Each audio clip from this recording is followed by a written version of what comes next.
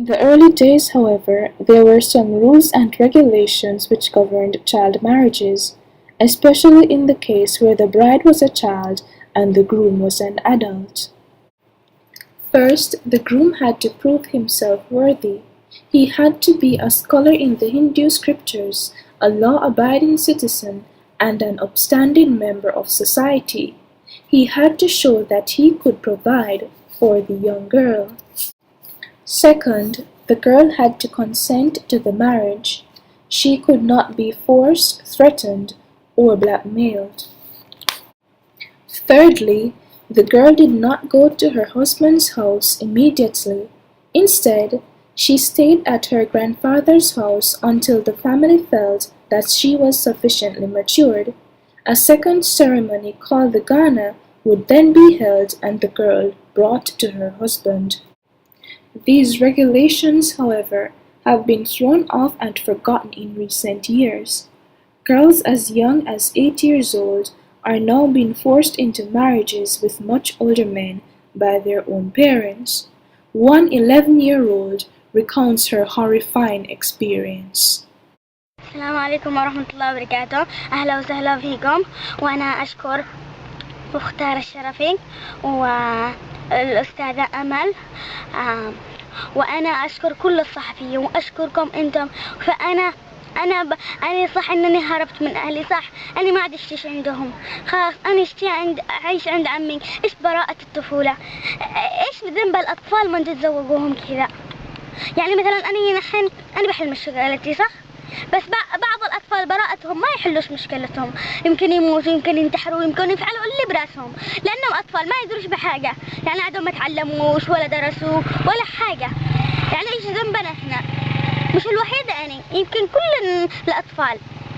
في ناس كثير، بعض الأطفال يعني دبزوا بنفسهم في البحر، ما عاد باقي. يعني إيش البراءة هذه؟ هذه ما إيش براءة. صح إنني أنا هربت من عند عمي ما كانش موجود، فأني اتصلت لعبد الجبار يجيبني، وعبد الجبار جاب لي بنت وسافرت أنا إياها للحديدة، وعمي لما عرف بالموضوع أجاني. وكمان أمي بلغت علينا الشرطة، أنا عمري 11 سنة وتشتي تزوجني. يعني ما فيش حياة، ما فيش تعليم، ما فيش قوة، ما فيش بين قلبهم رحمة.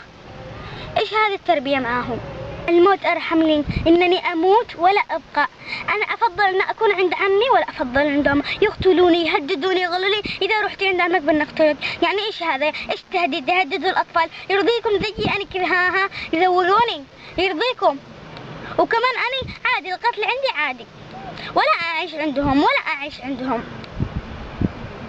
قتلوا أحلامنا، قتلوا كل شيء اللي فينا، يعني ما باقي. هذه ما هي عاد تربية، هذه قدرناها إجرام. خالتي وهي خالتي عمرها 13 سنة، فعلت سنة مع زوجها وقبت الغاز وتروشت به وماتت. يعني كان يشل الحدايد هو يسكر وبينه مرض وبينه كل شيء. يعني يرضيكم إننا نتزوج؟ يرضيكم؟ يا أم اقنعي مني، يا أهلي اقنعوا مني، أنا ما اشتيكمش، خلاص دمرتوا أحلامي كلها. And not only this, but the practice of Ghana has now been eliminated. Child brides now move in with their husbands immediately. This results not only in the girl's removal from school, but has also caused several deaths due to internal injuries and immature pregnancies. Another problem young girls face as a result of early marriage is a horrifyingly hateful condition called obstetric fistula. BBC reporter Angus Crawford and Dr. Firdausi Islam explain.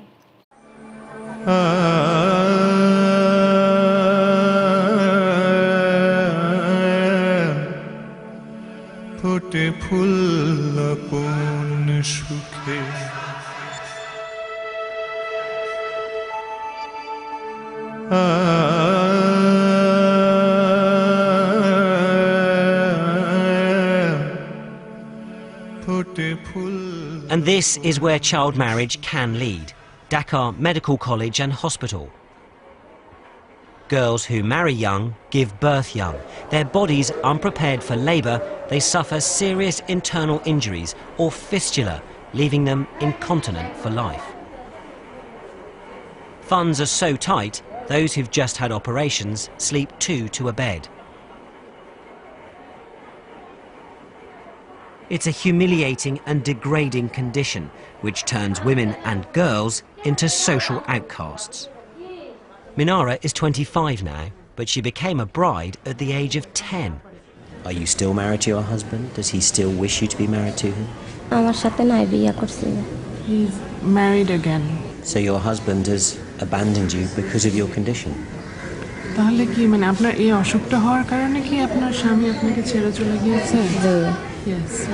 Most of the time, majority, almost 95%, the husbands left the girl. And so she has lost everything. And she has to have some space in her parents' home. And we have some examples that even in the parents' home, nobody wants to keep her in the house because of the smell. So they ask her to stay in the cattle's, where the cattle stay. The condition can be cured with surgery to repair the internal injuries. Today, Minara will undergo the operation. Figures suggest more than 1 million women and girls in Bangladesh suffer the effects of fistula.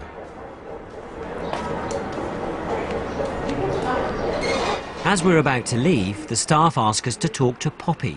She's just 12 years old and has already had a child. What happened to your baby?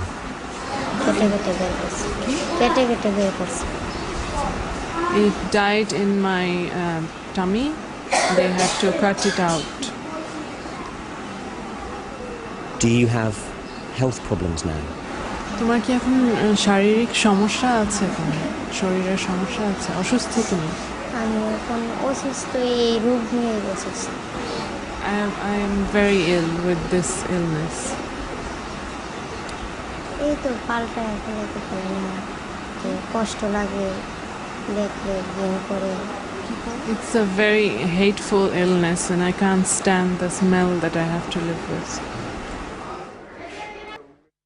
Child marriage has been banned in India for more than a century, but the practice thrives and continues underground. Speaking about child marriages, the National Geographic writer Cynthia Gorney says, "This is not a legal practice in India. It has not been for over a century. And that's the case in most, not all, but most of the countries in which child marriage takes place. If you go to the Indian authorities at the state, at the provincial, at the local level, the state level, and the national level, they will decry this practice just as vigorously as anyone here in the United States would. But they will also say it's very difficult to climb into these cultures and find out what's going on. And furthermore, when you do get the word of what's going on, if you try to stop it, which way they will sometimes do, they will make a great show, they will throw someone in jail, you have probably disgraced that family for a generation to come. You have probably not stopped the girl from getting married too early. You have certainly not given her a life which would be a healthy option to being married. What have you done? It's a huge and complex problem. She continues by explaining some of the reasons why parents marry off their children early. You're protecting your child from possible rape because you live in a society in which loss of virginity before marriage renders a young woman an outcast, number one. Number two, you know in the abstract that people from the government have told you schooling is important. But that's kind of irrelevant when you live in a village where the only schooling your child can get to goes up to 5th grade. After 5th grade, there's a long bus ride that's required. There are predatory men on the bus, which makes the bus ride itself dangerous. If you're in a culture like this, you don't send your child to that school no matter what a government person is telling you about the importance of schooling. So that stops right there. So if you have no cultural option, no effective schooling past 5th grade, no tradition of regard for the importance of individual right in choosing a marriage, a clear life involving rural life, agricultural work, and some kind of poverty in your future, What do you do to protect your child? You make sure she's marrying into a good family, and you do it very young so that she won't be attacked. She'll have some sort of respect as a married child already, and so that there's no chance that she can go astray. Reporter Angus Crawford also highlights two extremely difficult problems. The first is an anomaly called eve-teasing, and the second is the neglecting of duty on the part of the local registrar. One is so-called eve-teasing. Teenage girls have to run a daily gauntlet of innuendo, abuse and threats. Look at this girl. She has to be escorted even to school. The solution for some families is to find a husband to provide protection. This group of girls told us how bad it could be. তো দেখা গেছে আমাদের এখানে রাস্তাঘাটের ছেলেরা যখন টিস করে তখন আমরা বিরক্ত হই বা উদ্বিগ্ন হই বা দেখা গেছে যে মানে লাভ লেটার বা প্রপোজ এরকম কিছু করে তখন আমরা যদি উদ্বিগ্ন হই বা আমরা যখন না করি আবার অন্যদিকে গেছে বাবা মাও যদি না মেনে নেয় তো মেয়ে যখন স্কুলে যায় তখন তার পাশে মেয়েকে মুখে অ্যাসিডও ছিটা দেয় অনেকে অ্যাসিড ছিটা দেয় অন্যদিকে মেয়েকে তুলে নিয়ে যায় অনেকে মাইরা ফেলায় অনেক এরকম নির্যাতন করে অনেক নির্যাতন করে So you girls, regularly walking in the streets, have boys say they may throw acid in your faces.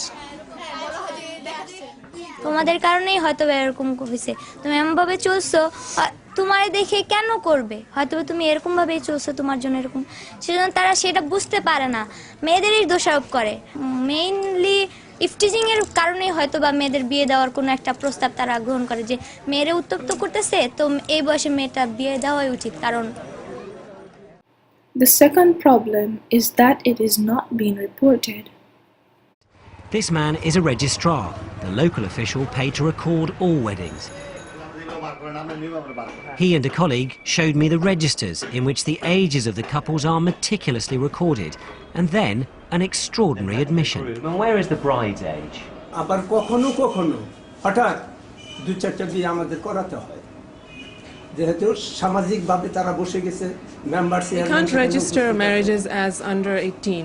So when the girl is definitely under 18, we have to wait until they get us another birth certificate which says that she's 18 and then we register it. We don't report these cases to the police because we might get into trouble.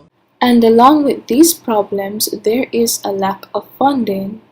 But fear not, a ray of hope shines through the face of one young boy named Ollie. Angus Crawford reports. Meet Ollie. He's just 12. From Bashantek on the outskirts of Dhaka. He's had enough of seeing his school friends become wives and has set up a group to fight against child marriage. They tour the slum, finding girls at risk, standing up to their elders, warning parents not to marry them off. Often families in the slum try and hide the age of their girl children. So they come to this house, they've knocked on the door and they've asked the father to provide the birth certificate of his daughter. যখন ওনাদের বাল্যবিবাহ হতো আমার বন্ধুদের আমরা একসাথে চলতাম তখন আমি কাউকে বলে বোঝাতে পারতাম না তখন আমার ভিতরে এত কান্না সৃষ্টি হতো আমি বলতাম আমরা একসাথে খেলা করছি আর এই কিছুদিন হলো ওর বিয়ে হয়ে গেল আমরা কিছুই করতে পারলাম না তার জন্য আমার নিজেকে অনেক ছোট মনে হয়েছে So the fight against child marriage continues. And while we may not be able to solve the universe, we can all do our part in helping to give these children the childhood and the educational opportunities that they all deserve. You can do this by donating to the cause at www.girlsnotbrides.org or simply just by spreading the awareness. Once again, I am your host, Christine Griffiths, and this was another episode of Global Crisis and Disaster Awareness, where we highlight the problems and possible solutions, learning from the past to give to the present. Thanks for joining us, and we hope to see you again next week for another informative episode.